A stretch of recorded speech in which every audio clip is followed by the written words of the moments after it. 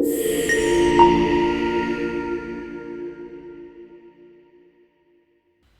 everyone and welcome back to my channel. Today we're going to take a closer look at some new yarn I've got. It's another assigned pooling yarn and I'll explain to you how to do the water lily stitch. Let's go. Assigned pooling is a really cool dyeing technique where one section of the yarn is dyed in a strong contrast colour on purpose. That section isn't random, it's meant to trigger a specific stitch pattern whenever you reach it. So instead of letting the colours pool unpredictably, you'll have an assigned texture to that contrast section. So you'll knit a basic stitch of, for instance, stockinette, and whenever you reach the contrast color, you'll change to the textured stitch. And it's a really simple way to create a complex looking fabric just by following the colors of your yarn. So today I'm showing you how to use this assigned pooling yarn to knit the water lily stitch, and it will give these cute petal-like structures. I didn't invent this, there's more tutorials on YouTube, so please feel free to check those out as well. I'm using my own hand-dyed yarn for this. It was inspired by Monet's water lilies, and I'll put a link in the description box if you'd like to check it out. But this is just an example. If you have your own assigned pooling yarn that you've dyed at home, or perhaps you have a skein in your stash lying around and you don't know what to do with it, it's suitable for any assigned pooling yarn. Just make sure it has that clear contrast section you'll need. Also, this is just one example you can do with the yarn, but I encourage everyone to play around, and perhaps you'll find another type of stitch that works really well with this particular yarn. So here's how to do the water lily stitch. I've been knitting in stockinette stitch in the blue coloured section, and now the pink coloured section is coming up. And I'm going to count 3 or 4 stitches from my left hand needle and 3 or 4 stitches down, and I'll just stick my right hand needle through the fabric from front to back. Whoops, I lost 1 stitch, there you go. And pull your yarn through your fabric, creating a loop. Then knit 1 stitch and repeat this same process again. So make a loop through the same hole and knit 1 stitch and create another loop, and keep doing this until you run out of pink yarn. Oops, it's kind of hard. Yes, there you go. Another one.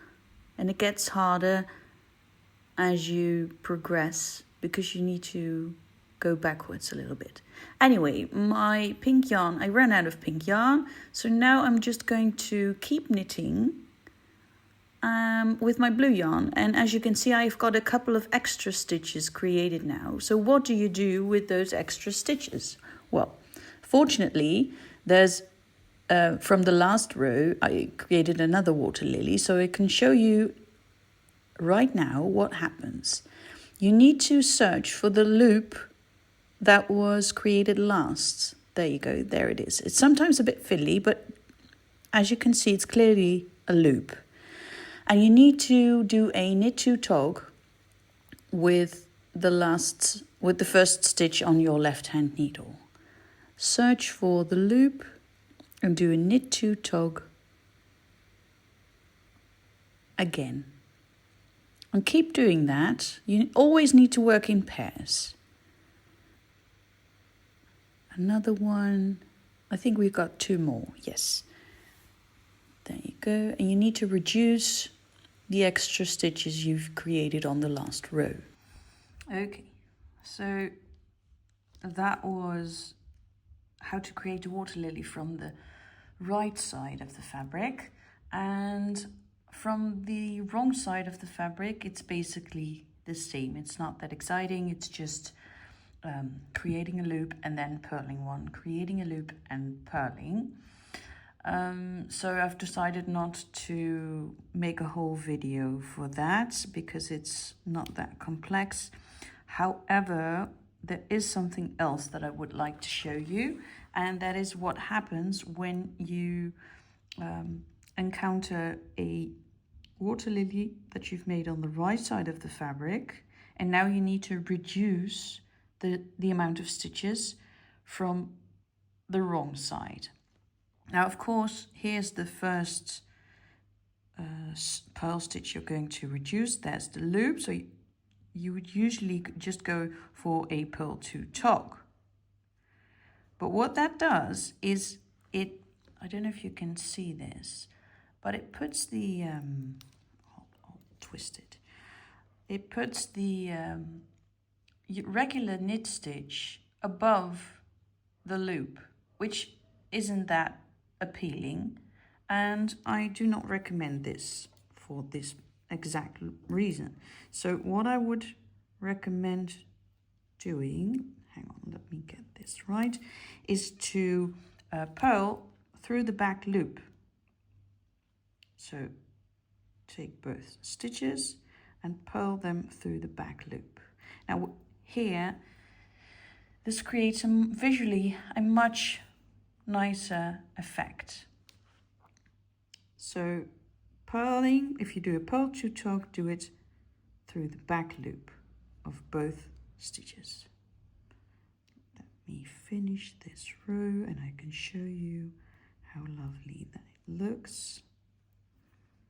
Look, much prettier. Okay. Don't forget to like this video if you found it helpful, and hit subscribe for more knitting tutorials, especially if you're into assigned pooling yarns. Thank you so much for watching and happy knitting.